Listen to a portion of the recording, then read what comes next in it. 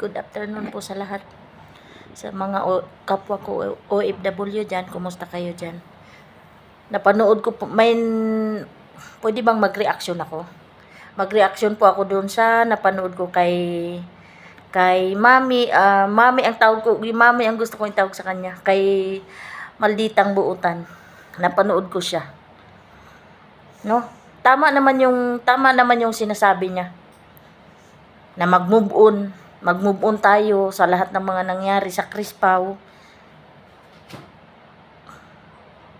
Pero mahirap po mahirap pong mag-move on talaga.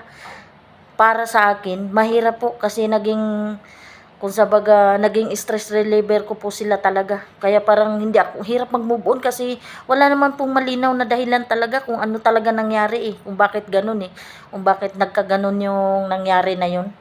Wala akong naiintindihan.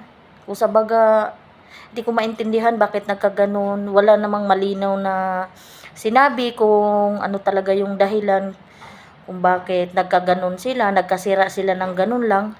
Ang masasabi ko lang, hirap mag-move on talaga. Ang hirap mag-move on hanggang ngayon. Hirap matulog sa gabi.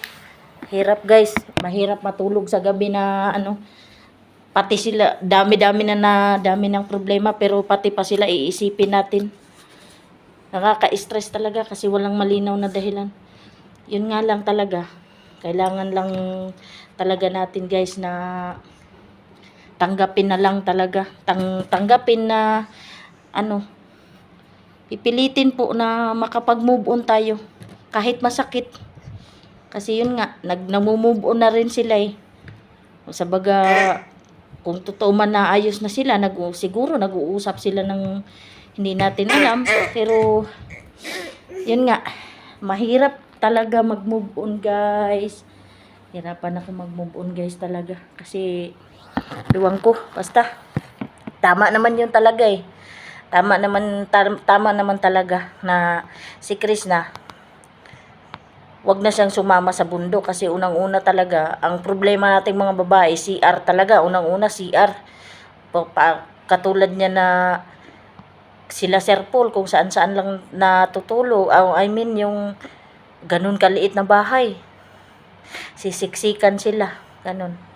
Tas yung mga ganun, wala pang CR yun. So, hindi talaga pwede si Krishna doon. Hindi talaga siya pwedeng sumama sa mga mission na ganyan kasi mahirap talaga yun para sa kanya. So, for me, mas maigi, mas better na yun. Mas better na mag-vlog na lang siya ng sarili niya.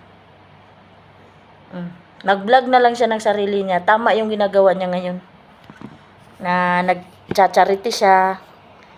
Panood ko lahat ng video niya. Yun. Masaya ako dun. At soon, sana, inshallah, makatulong din ako sa kanya kahit konti.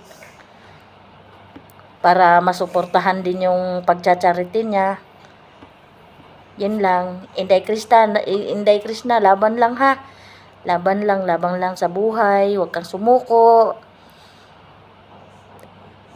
Palagi kang kasama sa mga dasal ko na sana maging healthy ka araw-araw. Mag-upload ka araw-araw kasi sayang din yung kikitain mo araw-araw. Yun lang. And sana ingatan mo yung sarili mo. Kumain ka sa tamang oras. Para kasi siguro yung nararamdaman mong palaging masakit ang ulo mo, yan? Yung kulang ka sa tulog, hindi ka kumakain sa tamang oras. Actually, yan ang nararamdaman ko dito Bilang OFW, ang hirap. Ganyan nararamdaman ko. Halos araw-araw masakit ang ulo ko kasi kulang sa tulog, pagod, stress, lahat na. Ganon. Kaya, sana ingatan mo yung sarili mo. We love you, Inday Krishna. Yun lang. Salamat. Bye guys. Thank you for watching.